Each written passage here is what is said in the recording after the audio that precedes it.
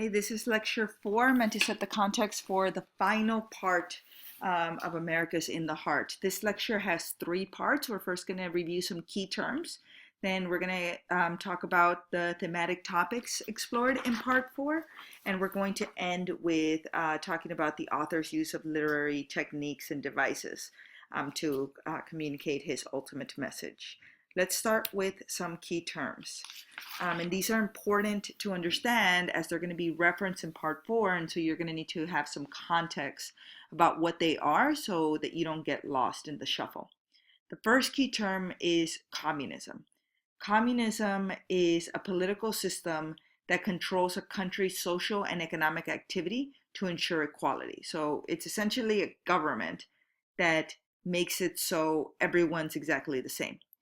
To make sure that this happens, there can't be any social classes, for example. So there are no rich, there's no middle class, there's no poor, everybody's the same. And the workers are the ones that are valued in this society. It is believed that for this to come about and exist, there needs to be a revolution led by the workers against the rich, and many times the rich are referenced as the company owners. I should note that communism stands in direct contrast to capitalism. So capitalism is the system that's practiced in the United States, and it's a system that allows corporations to profit off and oppress workers, which we've seen throughout part 2 and part 3. So the communist system is a system that's advocated by some worker leaders in America's in the Heart. In the text, you'll know that communism or its ideals are being referenced when the following terms are used. The first is socialism. Socialism is another political system, so another type of government that is considered a step below communism.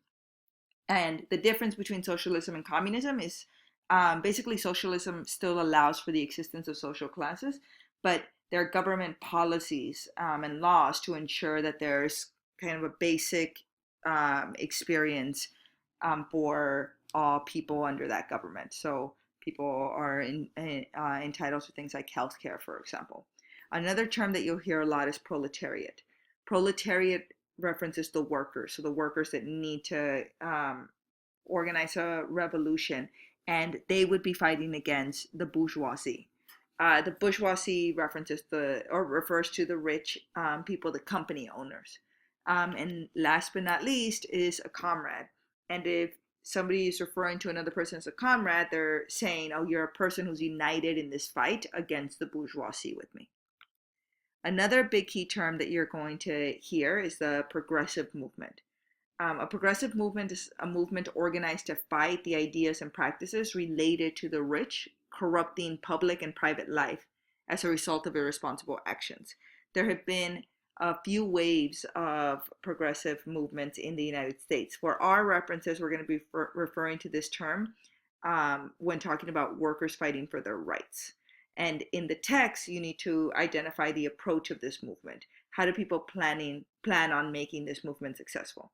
So to backtrack, think about the key term of communism. Think about who wants to fight for something like communism and why is it seen as a necessity.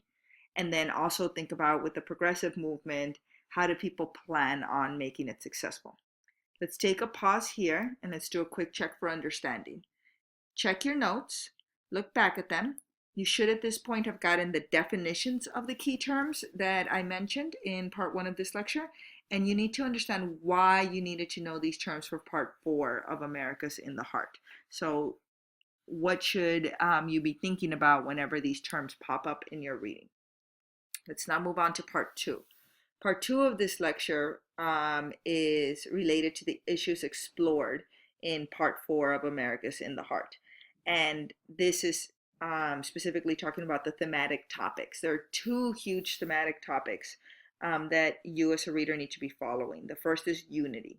And think specifically about what obstacles are faced in achieving unity. Think about what keeps workers from successfully uniting against the companies in power. What creates divisions. Okay? And you should be looking at divisions created by education or by gender or by willingness to take on some violence. Specifically through Alos's point of view, think about who is he willing to work with and with whom is he not. The American Dream, again, is another thematic topic that the author explores. And here you should be thinking about, is it worth fighting for? And what are the consequences and rewards of fighting for the American Dream? And this is all seen again through Alos's development. So what makes him strong and what breaks him? Watch for when he loses perspective, and also watch for what helps him to gain that perspective back. Okay? Another quick check for understanding.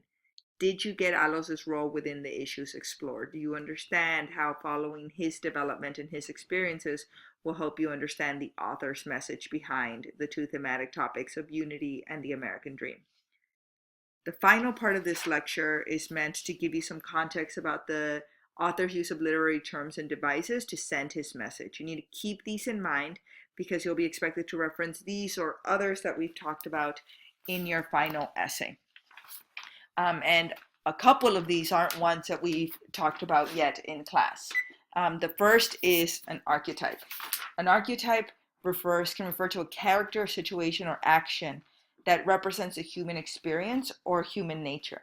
In our text, this is applied to the situation in the text. Alos is experiencing a journey that allows him to better understand his personality and the nature of the world. That journey is the archetypical situation, right? It's kind of like it represents what it means to come to a social and like philosophical awakening. And so that allows the reader to compare their own experiences with that of the main character and see what's being learned through Alos's journey. You should have caught by now that Bulusan uses a lot of flat characters. Flat characters are those that lack complexity, and their presence in the text is merely to play a supporting role. Anytime you see a character that's either all good or all bad, those are flat characters.